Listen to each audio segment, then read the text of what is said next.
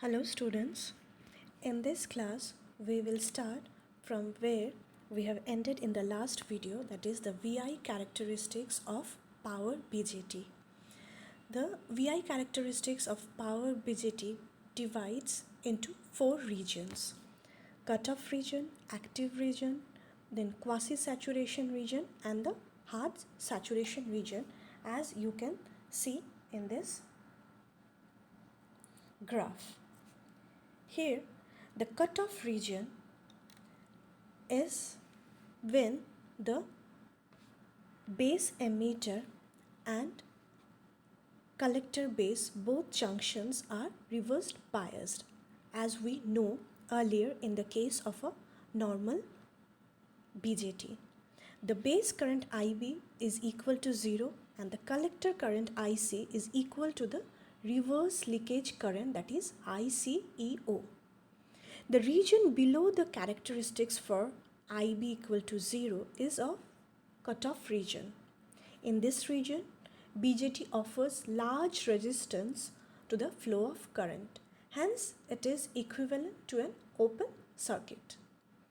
And this is where the BJT can be operated for switch off condition while it is used as a switch. The next is the active region.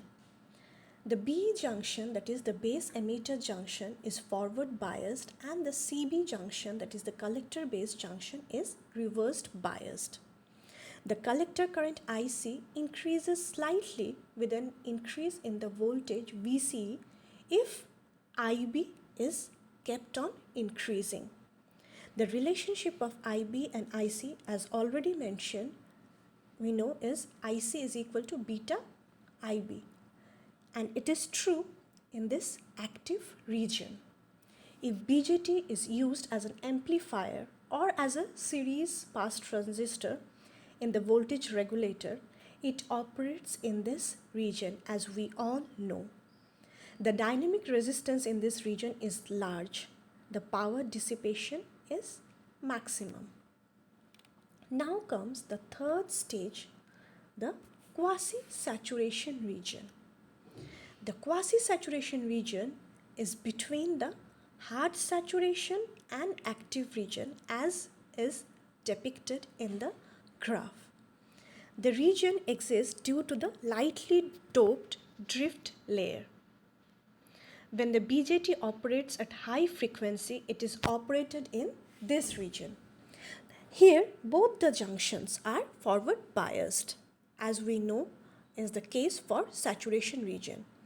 This device or the power transistor offers low resistance compared to the active region, and so the power loss is very less in this region.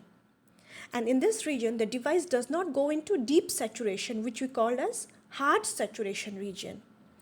So it can quickly turn off. Therefore, we can use it for higher frequency applications.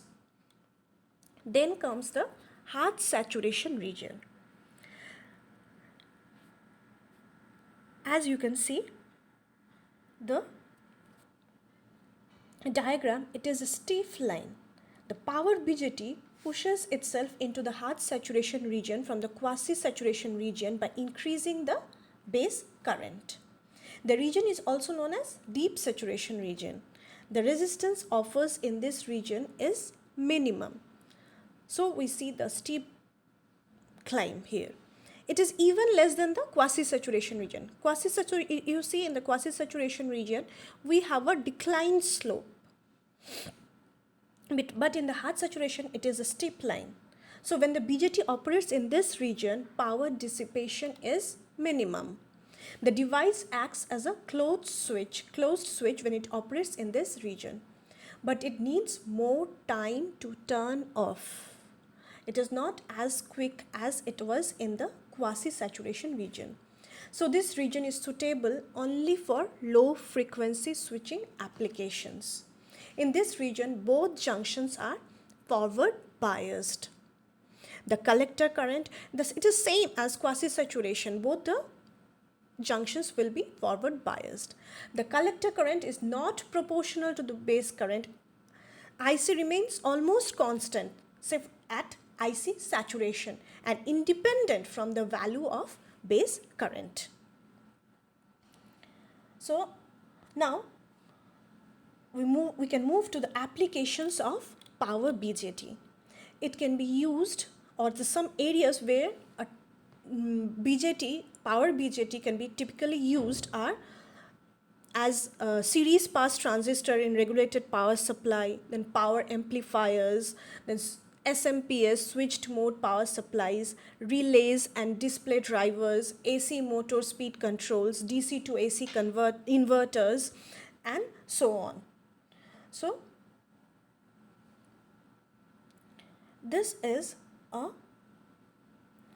brief idea about the applications of power BJT. Now, all these inverters and different applications you can go through in the later stages of your curriculum of industrial electronics. This is a very short video, and here we can end, and in the next video we can move towards the power MOSFETs. And again I will remind you, please